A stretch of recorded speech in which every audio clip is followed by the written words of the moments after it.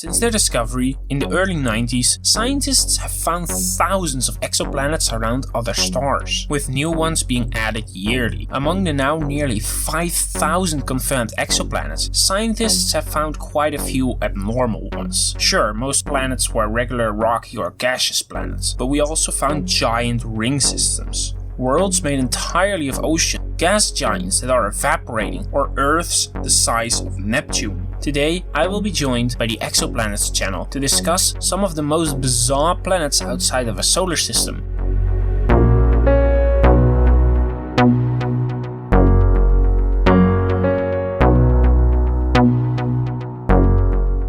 The first planet I want to talk about with you guys is one SWASP J318.5-22, discovered in 2007. It is 434 light-years from the Earth in the constellation Centaurus, and is approximately 20 times the mass of Jupiter, which if accurately measured could indicate it's actually a brown dwarf. Whether or not it actually is, this object is very young, estimated to be only 16 million years old. This is very, very young in planetary terms, as the Earth for comparison is 4.5 billion years old, and the object likely has not completed its formation yet. The object J318.5-22 has been referred to as a Saturn on steroids, or Super Saturn. This due to its massive ring system of circumplanetary rings with a radius of approximately 90 million kilometers or 1.6 astronomical units. That's right, a planet with a ring system about the size of Venus's orbit, or 640 times the extent of Saturn's rings. It was the first exoplanet discovered with such an immense ring system. While it seems perplexing,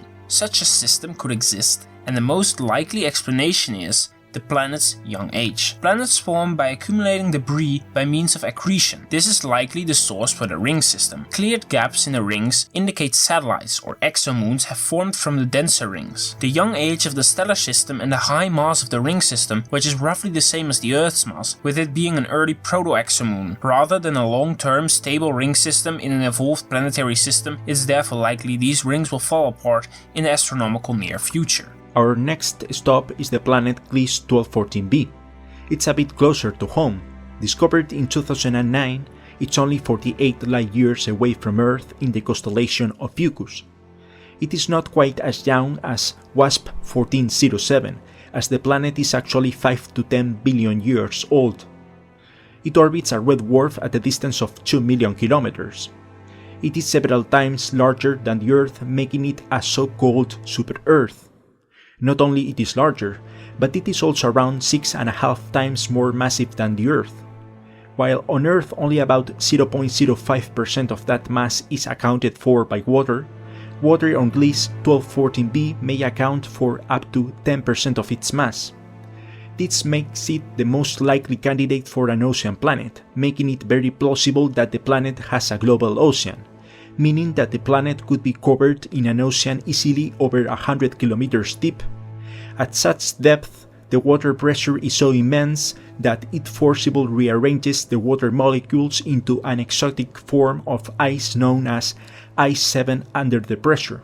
All of this combined makes it a pretty weird planet. Our next stop is the planet HD 189973b, 64.5 light-years away in Vulpecula. It was first discovered back in 2005. Being slightly more massive than Jupiter, it's without doubt a gaseous giant planet. It orbits its parent sun every 2.2 days at a distance of 4.6 million kilometers, classifying it as a hot Jupiter. The planet is special for being the first planet to have its color measured, revealing it to be a pale blue color. Beautiful, but in the atmosphere range supersonic winds over 8,000 kilometers per hour, and additionally its temperatures range between 1200 and 900 kelvins. But most frighteningly of all, it rains glass sideways. Carried by the extreme wind, glass particles are blown across the surface. It's not something anyone would be eager to give a try. Imagine being exposed to glass shards flying around horizontally at supersonic speeds. That's what it would be like to stand at the surface of HD 189973b. The planet PSO J318.5-22 is 80 light-years away in the constellation Pictor. It's not special on its own, having about 6.5 Jovian mass and about 1.5 times the Jovian size, but it doesn't orbit any star. It's just a planet floating freely in interstellar space. This type of planet is called a rogue planet, and is likely the result of a planet that had an unstable orbit and ended up being ejected out of its parent star's solar system. This likely following the passage of another nearby star or otherwise gravitational disturbing influence. Now, the planet is a lone wanderer through the cosmos, forever detached from its parent sun. The planet Tres-2b is 750 light-years away in the constellation Draco. Discovered in 2006, it has a mass 1.2 times that of Jupiter, but it orbits only 5 million kilometers from its parent star. Like HD 189733b, it is part of a planetary class called Hot Jupiters. While it is easy to think that hot Jupiters are common because of the large quantity of discoveries, this is actually false. Hot Jupiters are incredibly easy to discover due to their large mass and proximity to the parent star, and with our planet detection methods still being rather unrefined, these planets are an easy target for discovery. Tres-2b, despite its proximity to its parent star, it absorbed 99% of its light, making it the darkest exoplanet known. It is partially explained by the atmospheric light-absorbing gases often found in gas giants, but since the planet is so close to its star, it is 1100 kelvins, making it a close dim red invisible light. This makes it a very sinister looking planet. Further study in 2011 suggested that the amount of reflected light may actually be lower than 1%.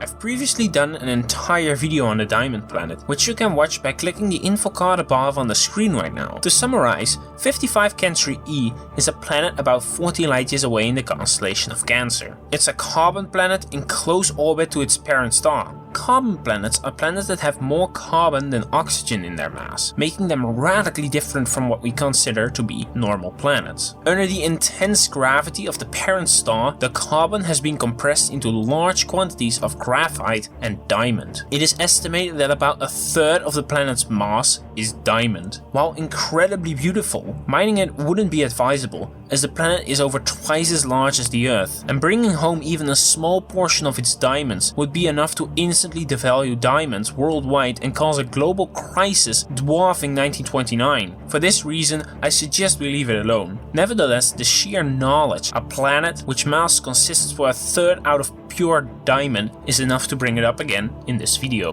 Horod 7b is a far more interesting planet. It's 520 light-years away in the constellation Monoceros. Being another hot Jupiter, it orbits only 2.5 million kilometers from its parent, which is 23 times more narrow than Mercury's orbit. It's 8 times more massive than the Earth, and the composition and density of the planet suggests it's highly probably a rocky planet. But Horod 7b orbits so close to its parent that a theoretical workout suggests Horod 7b is in fact actually a rare type of planet called the Chthonian planet, the remnant that awaits any gas giant orbiting so close to its parent star. Having been slowly stripped of its gaseous atmosphere over the years, Horod 7b has been burned, scorched, and molten. Researchers have suggested that the planet is likely one global ocean of lava with a heavy iron core. It's a terrible fate for any planet, and the inevitable fate that awaits any planet orbiting too close to its parent star. Methuselah is located over 12,000 light-years away in the constellation of Scorpio. It bears the nickname of Genesis planet because it's the oldest planet we have ever found. The planet's age can be determined by the age of their parent star. While it's possible that stars sometimes eject or exchange planets, these odds are practically nil, making Methuselah as old as its parent star. It orbits a binary star of a pulsar and a white dwarf every century. Both of these stars have long gone out, and the system is a degenerating shadow of what life it could have once supported. It's over 2.5 times as massive as Jupiter, and it has an overwhelming age of 12.7 billion years. In comparison, the Earth is only 4.5 billion years old, and the universe only 13.8 billion, meaning that the planet was formed only slightly more than a billion years after the formation of the universe. It is hard to imagine that this planet has been around for nearly all the universe history. We will finish today's video with Teegarden B, a planet only 12 light years away in the constellation Aries. It orbits a red dwarf at a distance of around 4 million kilometers. It's the innermost of 2 planets found around this star. Red dwarfs like Teegarden's star produce significantly less heat and radiation, so the narrow orbit isn't a disadvantage for the planet. Instead, the estimated surface temperature of Teegarden B is 28 degrees Celsius, not excluding it from having liquid water.